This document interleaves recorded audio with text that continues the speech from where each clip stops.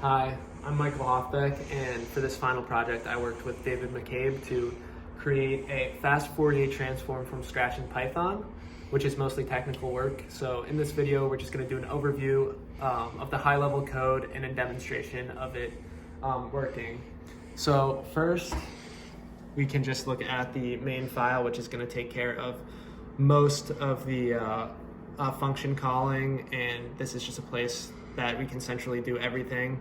And you can see it's just importing most of our libraries, and then in the actual function it is calling other functions to both record audio from our laptop, run FFTs to create plots, and then also create spectrograms. And then David can show us a little bit about the actual FFT functions. Yeah, so the key to this one is right here, David Mike FFT. So we had a couple others for the DFT and the NumPy FFT that we used to compare, but this is the one that we built from scratch. So one challenge that we encountered while we were building this was that we took advantage of symmetries in the summation formula for the DFT to use recursion to separate out the summation into speedier format. But one thing that does is it means that you have to have a power of 2 as your data length. So you have to do a little bit of pre-processing sometimes to make sure that your data fits into that bracket. But overall, we just used some recursion and some lists and multiplications, a little bit of complex math to make sure everything happened the way it's supposed to. And now Mike's going to tell you a little bit about the spectrograms. Right, so the second part of our project is that we need to plot everything. So in the generate plots.py file, we can first find this function, size time graph, and running this, we can simulate basically how fast both the NumPy FFT is against both our FFT and the DFT, and this figure can be found within our final report, and it basically runs a simulation to show how the time of the DFT blows up exponentially while both the FFT and, well, the NumPy FFT and our FFT are both extremely fast, even for large input sizes.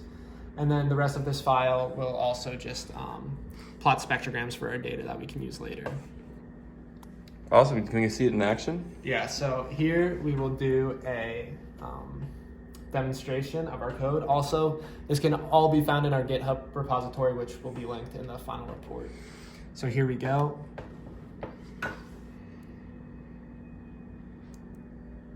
Shoo. So it took the audio input. This first plot is the FFT created by our FFT function, and then this next one we're going to see, so that's ours. This next one is the one created by the NumPy FFT. You can see they're identical. And then lastly, this is the spectrogram.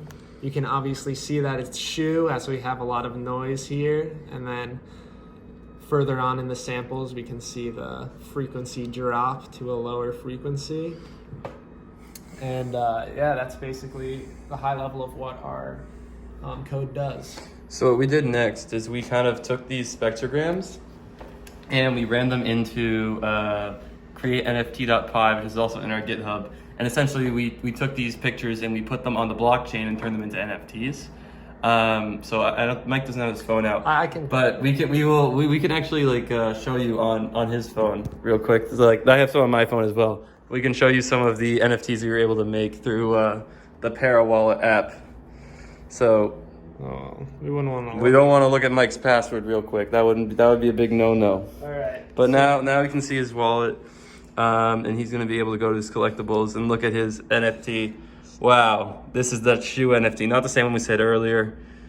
But now I can own this spectrogram. It's beautiful, and you can obviously see that it's of the word shoe. We will never be able to forget it. All right.